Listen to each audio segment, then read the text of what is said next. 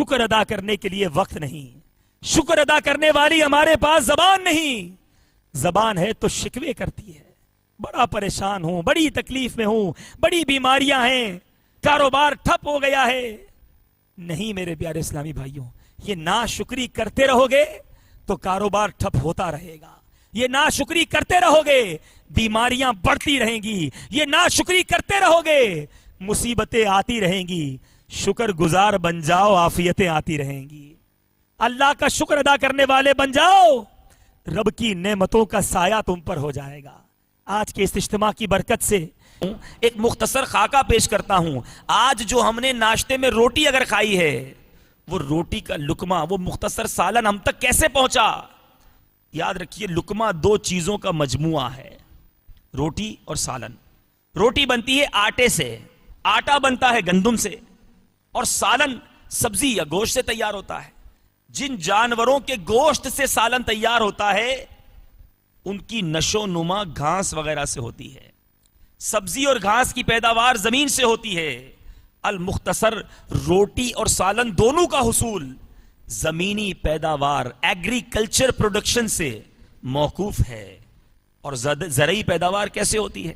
بہت سارے یہاں پر زمیندار اور اس طرح کے لوگ موجود ہیں کہ زرعی پیداوار کے لیے زمین اور آسمان کا بڑا دخل ہے، کیونکہ اناج اور سبزیوں اور ان کے ذائقوں کے لیے سورج کی حرارت ضروری، اور اسی طرح سورج کی کرنوں کی ضرورت، ہواؤں، بادلوں، بارشوں، دریاؤں اور سمندروں کی ضرورت ہے۔ سمندروں کی کیوں ضرورت ہے؟ کہ سمندروں سے بخارات اٹھتے ہیں، اس سے بادل بنتے ہیں، اس سے بارش ہوتی ہے، وہ کھیتوں کو سیراب کرتے ہیں، کھیتیاں پک کر تیار ہوتی ہیں، پھر انہیں کاٹا جاتا ہے۔ اب کاٹنے کے لیے ہیوی مشینری کی ضرورت ہے، اب اس مشینری سے اس کو جناب کاٹا جاتا ہے، مشینری سے گندم کے چھلکے کو علیحدہ کیا جاتا ہے، پھر اسے پیسنے کے لیے ٹرکوں وغیرہ کے ذریعے چکیوں کے لیے فلور ملز تک پہنچایا جاتا ہے۔ اور میرے پیارے اسلامی بھائیوں، گندم پیسنے کے بعد سالن پکانے کے لیے برتنوں کی اور اس کے لیے ایندھن کی ضرورت ہوتی ہے۔ قربان جائیے خدائے رحمان کی نعمتوں پر، اس کی عطاؤں پر، کہ اس نے زمین میں ایسے معدنیات بھی لوہے کے رکھے ہیں کہ اس سے آئرن نکلا، اس آئرن کے ذریعے یہ برتن بنے، یہ مشینریز بنی، یہ گاڑیاں بنی، جس کے ذریعے اناج ہم تک پہنچنے لگا۔ اب اس کے بعد اس رب نے اسی زمین کے اندر ایندھن بھی رکھا، آئل بھی دیا، ہمیں فیول کی نعمت بھی اس نے عطا کی، جس کے ذریعے یہ ساری ٹرانسپورٹیشن ہمارے لیے آسان ہو گئی۔ قدرتی گیس اور تیل پیدا کیا، پھر میرے رب نے جنگلات میں درخت اگا دیے۔ الغرض زمین و آسمان، چاند و سورج، ستارے و بادل، سمندر و دریا، بارش و ہوائیں، اناج اور سبزیاں، یہ سب چیزیں ایک لقمے کی تیاری میں اپنا کردار ادا کر رہی ہے۔ ایوری مورسل، ہر لقمہ ہمیں رب کی ان عظیم نعمتوں کی یاد دلاتا ہے۔ اے میرے پیارے اور محترم اسلامی بھائیوں، اگر ان تمام چیزوں میں سے کوئی ایک چیز بھی نہ ہو تو زرعی پیداوار بند ہو جائے۔ اور اب آئیے، فقط ایسا نہیں کہ اس لقمے کو کھانے سے پہلے نعمتوں کا کردار ہے، یہ لقمہ آپ نے ہاتھ سے اٹھا کر اپنے منہ میں ڈالا، یہ ہاتھ بھی تو نعمت ہے۔ ارے جس کے ہاتھ نہیں اس سے پوچھو کھانا کیسے کھاتا ہے۔ چلیں ٹھیک ہے جناب، منہ میں لقمہ چلا گیا، اس لقمے کو چبانے کی جو صلاحیت رب نے عطا کی، جن بیچاروں کے دانت نہیں ہیں وہ کیسے لقمہ چبائیں گے؟ اب لقمہ چبانے کے بعد سائنٹسٹ کہتے ہیں پروردگار عالم نے قدرتی طور پر آپ کے سیلوا کے اندر، آپ کے تھوک کے اندر وہ غذائیت اور وہ ہاضمے کی صلاحیت پیدا کر دی کہ بندہ کھانا کھاتا ہے تو تھوک اس میں شامل ہو کر اس کے ہاضمے کا کام کرنا شروع کر دیتا ہے۔ اب یہ لقمہ پیٹ میں گیا، پیٹ میں جانے کے بعد ایک الگ مشینری ہے، بندے نے تو کھانا کھا کر پیٹ میں پہنچا دیا، اب ایک الگ آرگنائز، ایک ایسی فیکٹری اندر لگی ہوئی ہے جو اب ان لقموں کو میرے پیارے اسلامی بھائیوں ڈائجسٹ کر رہی ہے۔ جس چیز کی آپ کو ضرورت ہے اسی کھانے سے خون بھی بن رہا ہے، اسی کھانے سے ہڈیوں کو بھی نشو نما ہو رہی ہے۔ یہی کھانا جو پیٹ میں گیا اس سے وٹامنز بن رہے ہیں، اس سے انسان کو قوت حاصل ہو رہی ہے، اور جو کھانا بچ کر کام کا نہیں، اس کے پارٹس جو ہیں اس کو جسم سے باہر نکال دیتے ہیں۔ یہ آرگنائز فیکٹری جسم کے اندر ہونا، یہ سارے پارٹس کا اپنا اپنا کام کرنا، یہ رب کی کتنی بڑی نعمت ہے۔ میں نے آج فقط آپ کے بریک فاسٹ کو مختصر اینالائز کیا ہے، آپ کی ہول لائف کو اینالائز نہیں کیا. رب کی نعمتیں کتنی، ارے اس کا کاؤنٹ ہم نہیں کر سکتے. اے میرے پیارے اور محترم اسلامی بھائیوں، اس قدر نعمتوں کے ہجوم کا تقاضا کیا ہے؟ اب یہ نعمتیں ہم سے کیا سوال کر رہی ہیں؟ میرے رب نے تو یہ سب کچھ عطا کیا ہے. Now what we have to do، اب ہمیں اس کے جواب میں کیا کرنا ہے؟ تو اے میرے پیارے اسلامی بھائیوں، ہونا تو یہ چاہیے کہ بندے کی ہر ساتھ ہر سانس رب تعالیٰ کے لیے صرف ہو جائے. کھائے تو رب کے لیے، پیے تو رب کے لیے، چلے تو رب تعالیٰ کے لیے، دیکھے تو مالک کریم کے لیے، سنے تو رب تعالیٰ کے لیے، بولے تو رب تعالیٰ کے لیے، وہ سوئے تو اپنے رب کے لیے، وہ جاگے تو اپنے رب کے لیے. اس کا جینا اور مرنا اپنے مالک کریم کی رضا کے لیے ہونا چاہیے. اب میرے پیارے اور محترم اسلامی بھائیوں، یہ تو فقط ایک لقمے کی بات ہے. ایک طرف تو ظاہری نعمتیں ہیں، اب باطنی نعمتوں کا اگر تذکرہ کیا جائے وہ بھی ایک طویل سلسلہ ہے. اور گویا بندہ رب کی نعمتوں کے سمندر میں غوطہ زن ہے.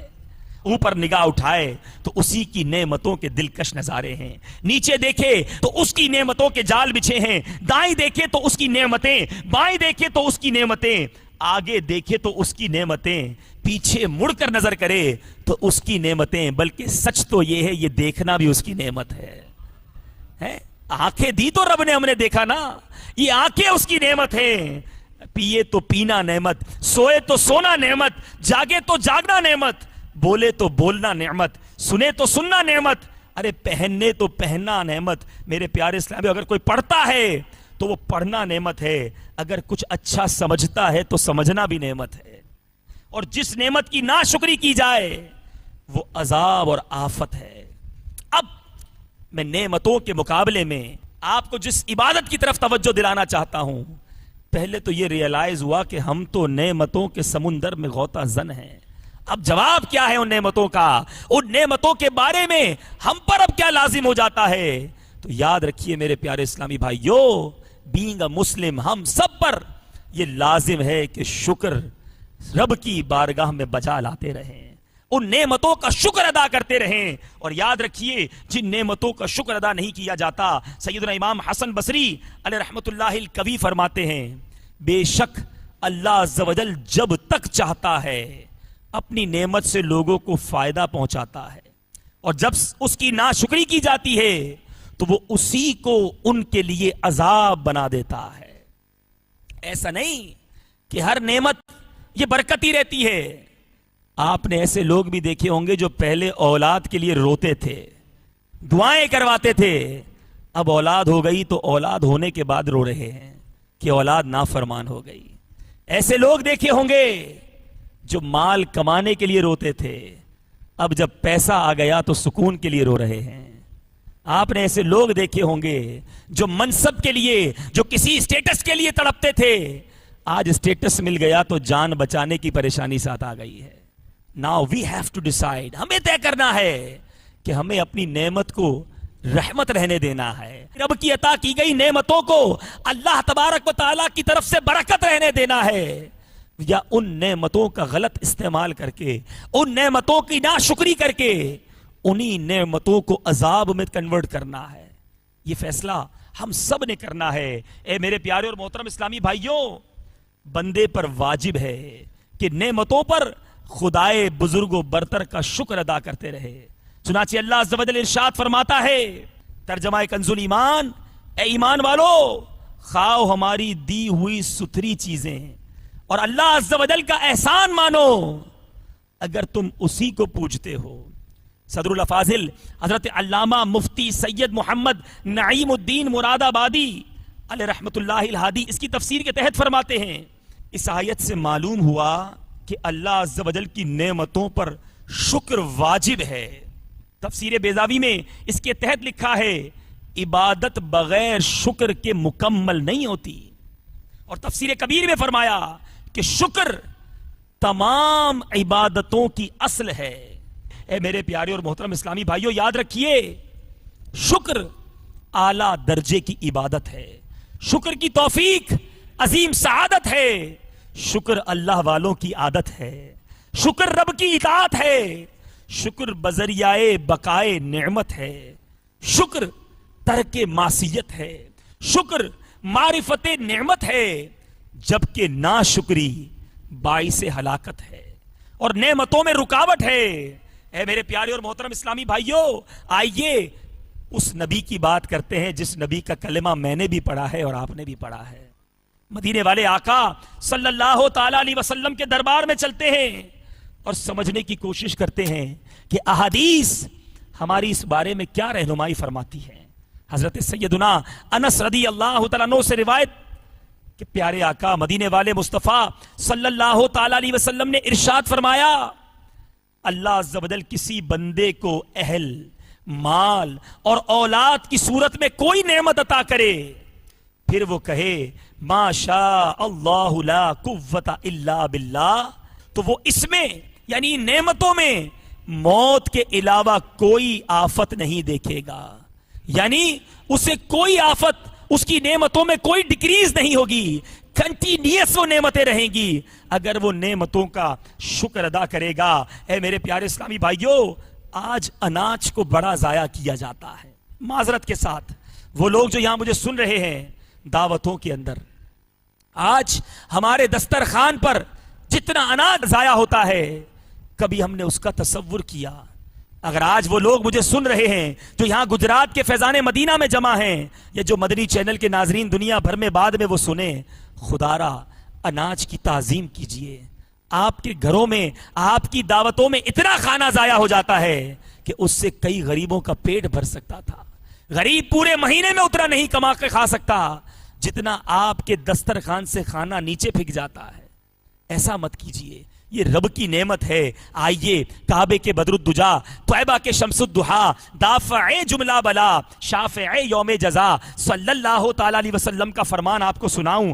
بی بی عائشہ صدیقہ رضی اللہ تعالی عنہا فرماتی ہیں کہ آقا میرے پاس تشریف لائے اور روٹی کا ایک ٹکڑا گرا ہوا دیکھا تو اسے اٹھا کر میرے آقا نے پہنچنے کے بعد فرمایا، اے عائشہ اللہ عز و جل کی نعمتوں کا احترام کیا کرو، اس لیے کہ جب یہ کسی اہل خانہ سے روٹ کر چلی جاتی ہیں تو دوبارہ لوٹ کر نہیں آتی۔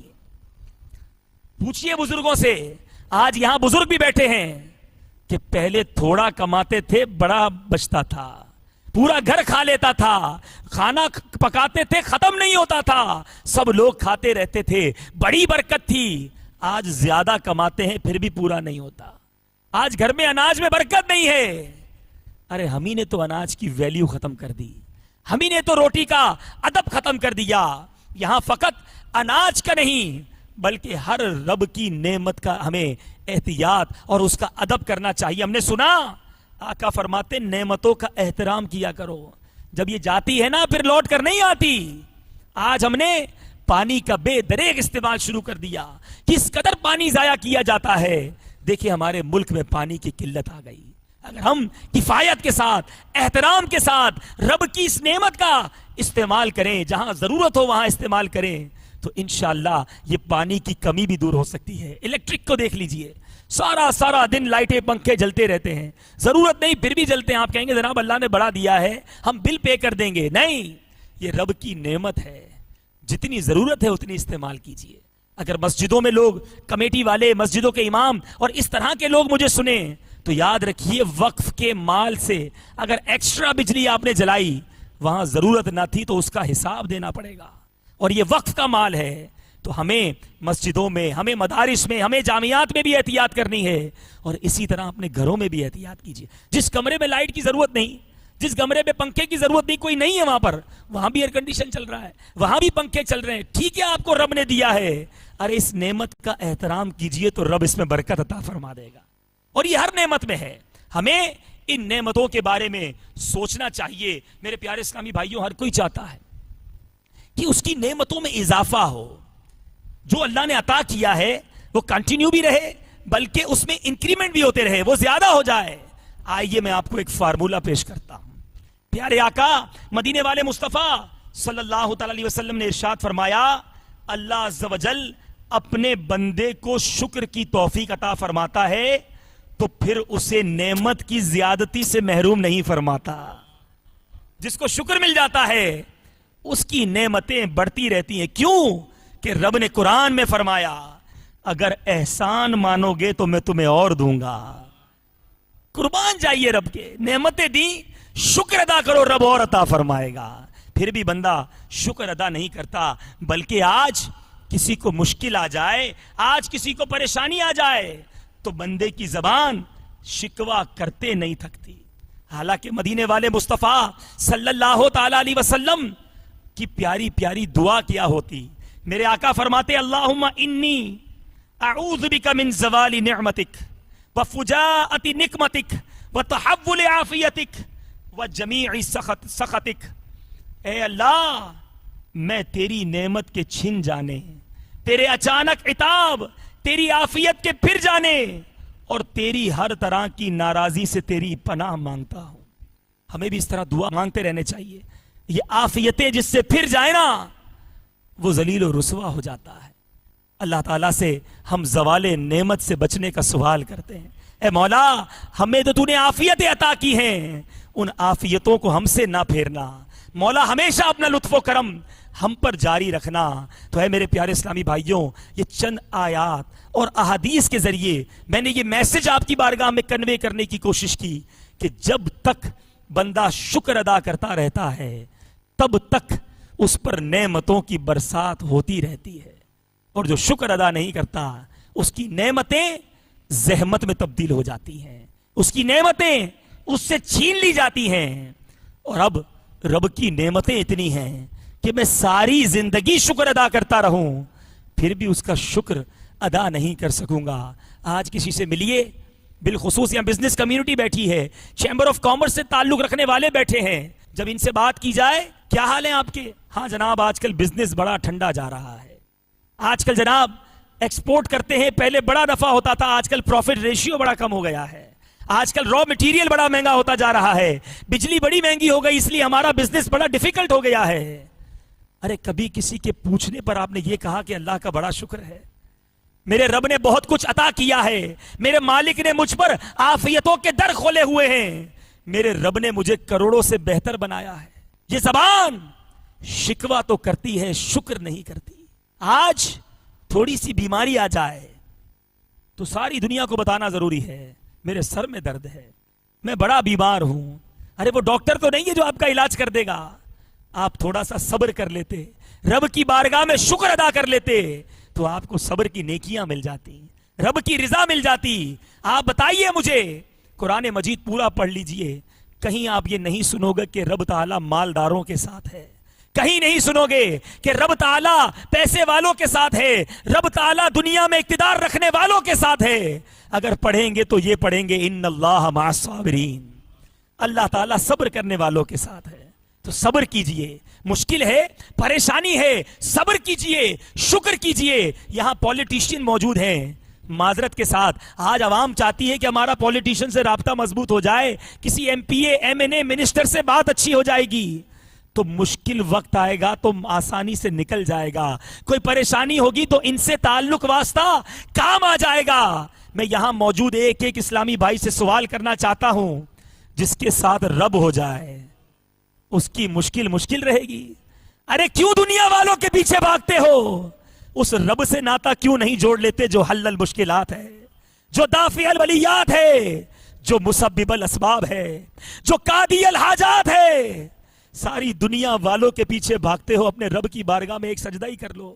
مشکل آ جائے دعا کے لیے ہاتھ اٹھا لو. ارے جب اس کی طرف سے کرم نوازی ہوگی تو سارے مسئلے دور ہو جائیں گے. ہماری مینٹل اپروچ, ہمارا ذہن اگر یہ صحیح بن جائے کہ رب کی نعمت ملے تو شکر ادا کریں, مشکل آ جائے تو صبر ادا کریں, اور پھر دیکھیں رب کیسی مدد فرماتا ہے, پھر دیکھیے رب کیسے انعام عطا فرماتا ہے. ایک بزرگ کی بارگاہ میں ایک شخص آیا اور آ کر کہنے لگا بڑا تنگ دست ہوں, مال و دولت نہیں ہے, مسکینی کی زندگی گزر رہی ہے.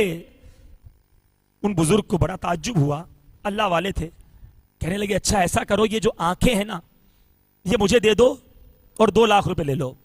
اس نے کہا نہیں نہیں, یہ تو میں آنکھیں نہیں دے سکتا, اچھا پھر ایسا کرو ایک ہاتھ دے دو، اس کے 2 لاکھ روپے لے لو. کہا نہیں نہیں میں ہاتھ نہیں دوں گا. اچھا پھر ایک پیر دے دو، اس کے 2 لاکھ روپے لے لو. کہتا نہیں میں پیر بھی نہیں دوں گا. اچھا پھر چلو کچھ نہیں تو زبان کاٹ لیتے ہیں، اس کے 5 لاکھ لے لو. کہنے لگا نہیں یہ بھی نہیں دوں گا. اچھا ایک کان دے دو، اس کے 2-3 لاکھ لے لو. یہ بزرگ گنواتے رہے، وہ منع کرتا رہا. بزرگ کہتے ہیں لاکھوں کی پراپرٹی لے کے گھوم رہے ہو، بولتے اللہ نے کچھ نہیں دیا ہے. ارے پوچھو اس سے جس کے پاس آنکھ نہیں ہے کیسے زندگی گزارتا ہے، اندھا کیسے اپنے ماں باپ کو دیکھتا ہوگا. کبھی سوچا آپ نے؟ عید کا دن آتا ہوگا، آج عید کے دن ہمارے بچے میٹھے میٹھے پیارے پیارے کتنے اچھے لگتے ہیں، اچھے اچھے کپڑے پہنتے ہیں، آ کر کہتے ہیں ابو جان دیکھیے ہم کتنے اچھے لگ رہے ہیں. ہم اپنے بچوں کو پیار کرتے ہیں، عیدی دیتے ہیں. اندھے کے بھی تو بچے ہوتے ہیں، عید کے دن اس کا بھی تو بچہ کہتا ہوگا ابو دیکھو میں نے کیسے کپڑے پہنے ہیں. کیسی حسرت ہوتی ہوگی اس کو. آج مزارات اولیاء دیکھ کر آپ برکتیں حاصل کرتے ہیں، وہ اندھا تو وہ بھی نہیں دیکھ سکتا. اگر کسی بغیر آنکھ والے نابینا کو سفر حرمین طیبین ہی نصیب ہو جائے، وہ کعبہ جس کو دیکھنے کی سب کو تمنا ہے، اس کعبہ شریف کے سامنے جا کر ہم تو دیدار کر کے دعائیں مانگتے ہیں، وہ اندھا کیسی حسرت میں آتا ہوگا کہ مولا آنکھیں دی ہوتی تو میں بھی کعبہ دیکھ لیتا.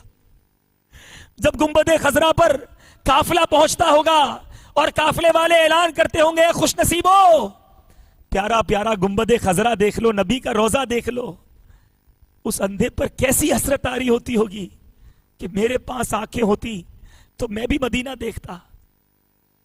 ارے مجھے بتائیے یہاں 50 سال 60 سال 40 سال 30 سال کی عمر کے اسلامی بھائی موجود ہیں، اتنی زندگی گزر گئی، کبھی اس آنکھ کا شکر ادا کیا؟ ہم اندھے بھی تو پیدا ہو سکتے تھے، نابینا بچے پیدا ہوتے ہیں.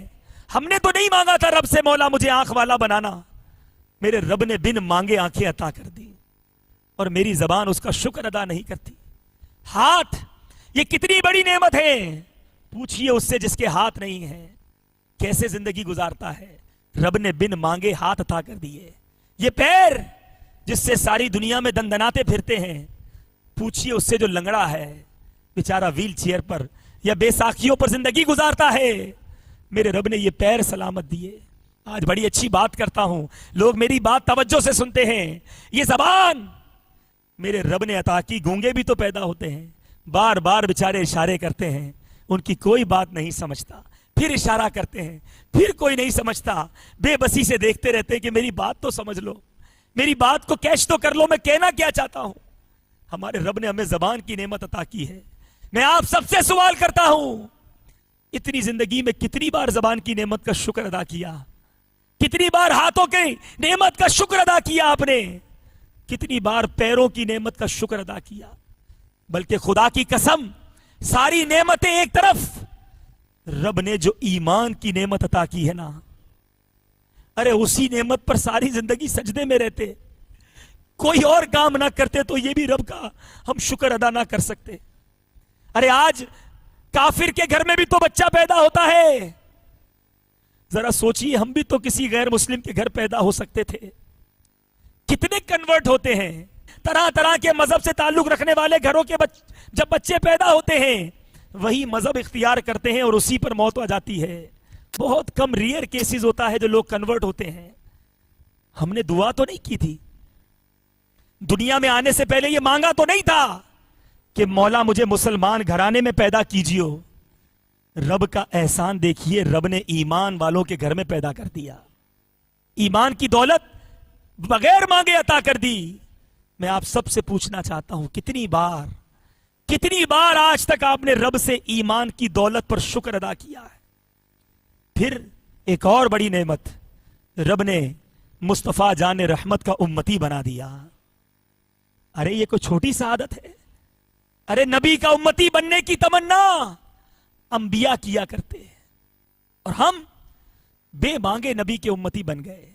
آقا کا امتی ہونا کوئی چھوٹی بات نہیں ہے. میرے پیارے اسلامی بھائیوں، اللہ نے وہ آقا عطا کیے جب دنیا میں تشریف لائے تو رب حبلی امتی کی صدائیں ہیں.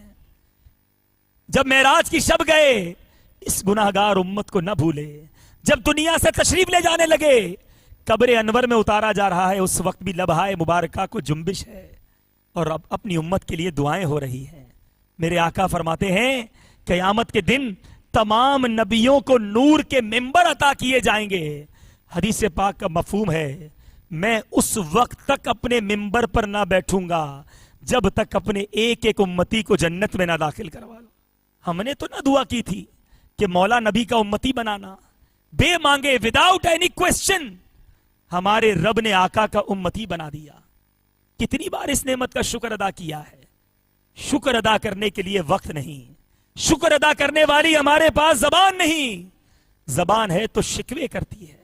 بڑا پریشان ہوں، بڑی تکلیف میں ہوں، بڑی بیماریاں ہیں، کاروبار ٹھپ ہو گیا ہے۔ نہیں میرے پیارے اسلامی بھائیوں، یہ ناشکری کرتے رہو گے تو کاروبار ٹھپ ہوتا رہے گا، یہ ناشکری کرتے رہو گے بیماریاں بڑھتی رہیں گی، یہ ناشکری کرتے رہو گے مصیبتیں آتی رہیں گی۔ شکر گزار بن جاؤ، عافیتیں آتی رہیں گی۔ اللہ کا شکر ادا کرنے والے بن جاؤ، رب کی نعمتوں کا سایہ تم پر ہو جائے گا۔ آج کے اس اجتماع کی برکت سے نیت کیجئے کہ آج کے بعد ہم رب کی ناشکری نہیں کریں گے، انشاءاللہ ہمیشہ رب کے شکر گزار بندے بن کر رہیں گے۔ اب بیان کے شروع میں نے آپ کو یہ بتا دیا ہے کہ شکر کرنا کیسے ہے۔ فقط شکر کی تسبیح نہیں، اچھی بات ہے، آپ الحمدللہ رب کی بارگاہ میں کہتے رہیں، دعائیں کرتے رہیں، بہت اچھی بات ہے، مگر پریکٹیکلی شکر ادا کرنا ہے۔ اور رب کی بارگاہ میں پریکٹیکلی شکر کیا ہے؟ عبادت کرنی ہے اور اس کو ناراض نہیں کرنا۔ تو آئیے اس کی بارگاہ میں پریکٹیکلی شکر ادا کرنے کی نیت سے نیت کرتے ہیں کہ آج کے بعد ہماری کوئی نماز قضا نہیں ہوگی۔ ایسا نہیں، بھرپور نعرہ لگائیے کہ شیطان ہم سے دور بھاگ جائے۔ آج کے بعد ہماری کوئی نماز قضا نہیں ہوگی، رمضان کے پورے روزے رکھیں گے، رب کی نافرمانی نہیں کریں گے، فلمیں ڈرامے گانے باجے نہیں دیکھیں گے، چہرے پر داڑھی کی سنت سجائیں گے، سر پر امامے کا تاج سجائیں گے۔ اور ان پریکٹیکلی شکر یعنی عبادتوں میں پرماننٹلی پریکٹس حاصل کرنے کے لیے آپ تو جانتے ہیں کہ پریکٹس میکس پرفیکٹ۔ آپ پریکٹس کریں گے تو آپ پرفیکٹ ہو جائیں گے۔ تو پرٹیکولرلی عبادتوں کی پریکٹس کرنے کے لیے آپ کے لیے میں دعوت پیش کرتا ہوں کہ دعوت اسلامی کے مدنی قافلوں میں سفر کیجئے۔ مدنی قافلہ یوں سمجھ لیجئے ہمیں شکر کرنے کی تربیت دیتا ہے۔ صبح اٹھتے ہیں تو تہجد پڑھوا کر شکر ادا کرواتا ہے، پھر مسلمانوں کو صدائے مدینہ لگانے کے لیے جب باہر جاتے ہیں تو پیروں کا شکر ادا ہوتا ہے، زبان کا شکر ادا ہو جاتا ہے۔ رب نے پیر دیے، چلو لوگوں کو نماز کے لیے جگاتے ہیں۔ فجر کا وقت آتا ہے، اس کے بعد قرآن پاک کی تلاوت کر کے آنکھوں کا شکر ادا کرنے کا تحفہ دیتا ہے۔ اس کے بعد دعا کرتے ہیں تو ہاتھوں کا شکر ادا ہو جاتا ہے۔ گویا ہر لمحہ مدنی قافلے میں جسم کے تمام اعضاء کا شکر ادا کرنے کا موقع ملتا ہے۔ آپ سب کو دعوت دیتا ہوں، ٹھیک ہے آپ بڑے بیزی ہیں، بڑے مصروف لوگ ہیں، بڑے جناب آپ کی بیزی لائف ہے، مگر میرے پیارے اسلامی بھائیوں اس بیزی لائف میں سے مدنی قافلے کے سفر کے لیے وقت نکالیے تاکہ وہ جب سفر آئے، جب ساری بیزی لائف چھوڑ کر اکیلے جانا ہے، اس سفر کی تیاری کے لیے یہ سفر کر لیجئے، انشاءاللہ وہ سفر آسان ہو جائے گا۔ تو نیت کیجئے انشاءاللہ ہر مہینے 3 دن مدنی قافلے میں سفر کریں گے۔ اللہ تبارک